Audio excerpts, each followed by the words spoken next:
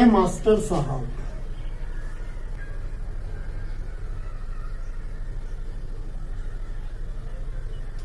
চিত্রটা দেখো, এখানে একটা শিক্ষক আছে, সেই শিক্ষক একটা মেয়ে, সুন্দরী মেয়ের মাথা নিয়ে যাচ্ছে। এটার একটা রহস্য আছে, এই রহস্যটা আমি বলবো। এটা অনেক পুরনো গল্প। যে সময় শিক্ষক পায়ে হেঁটে স্কুল যেত, দূর দূরান্ত থেকে আসতো, এক গ্রাম থেকে অন্য গ্রাম পায়ে হেঁটেই চলতো বা সাইকেলে চলে যেত। তো এই শিক্ষকটা রোজ নিজের গ্রাম থেকে দূরের গ্রামে মাঠে মাঠে হেঁটে যেত স্কুলে পড়াতে।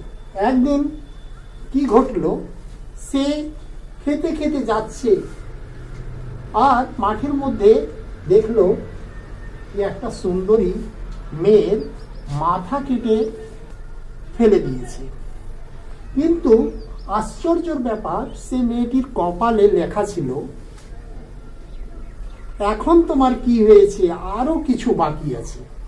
আর মাস্টারমশাই ভাবতে লাগলো, কি এই মেয়েটাকে এত অত্যাচার করেছে, মেরেছে, কেটেছে, এমনকি মাথাটাকে ধড় থেকে আলাদা করে দিয়েছে, এরপরে আবার এর কপালে কি লেখা আছে, আরো কি হবে, চলো দেখা যাক।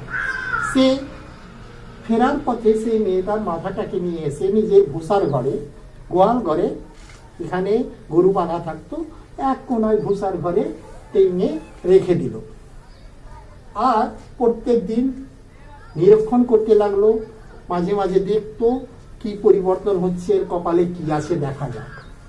মাস্টারমশাই যখন স্কুল থেকে আসতো একবার দেখতো, স্কুল থেকে যাবার সময় একবার বাড়ি থেকে বের হতো, তখন একবার যেত। হলো কি, তার স্ত্রী রোজ রোজ মাস্টার মশাইয়ের স্কুল যাবার পথে সেই গোয়াল ঘরের দিকে উকি মারাটা সন্দেহ হলো।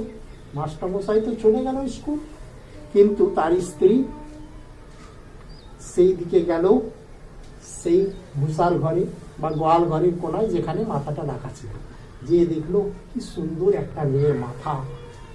সেই সুন্দরী মেয়েটাকে মাস্টারমশাই কি করে মাথা কেটে এনেছে, সে রহস্যটা এইভাবে ভাবলো কি হয়তো মাস্টারমশাই সেই মেয়েটার সঙ্গে প্রেম করতো, ভালোবাসতো, তাকে ভুলতে পারেনি, ওই জন্য তার মাথাটা কেটে এনে এখানে রেখেছে।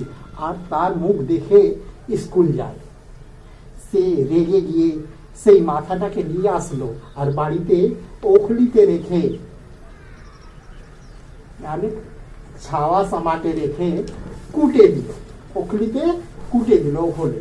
আর কুটে কুটে আগে মাথায় যা তুই আমার স্বামীকে ভালোবাসতি, এইভাবে কুটে কুটে মাথাটাকে ফেলে দিল। মাস্টারমশাই স্কুল থেকে এসে যখন সেই মাথাটাকে দেখতে গেল, তো দেখছে সেখানে সেই মাথাটা আর রাখা নেই।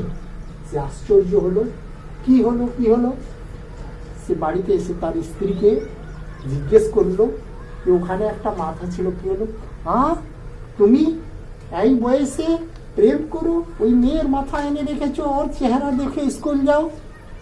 মাস্টারমশাই হাসলো, বললো, না রে পাগলি, না, সেটা না, তার কপালে লেখা ছিল, এখন তোমার কি হয়েছে, আরো কিছু বাকি আছে। তো এইটুকুই বাকি ছিল। তুমি যে কুটে কুটে ওখলিতে এই মাথাটাকে ফেলে দিয়েছো, এটাই, আর ওখলির কোটানটাই বাকি ছিল।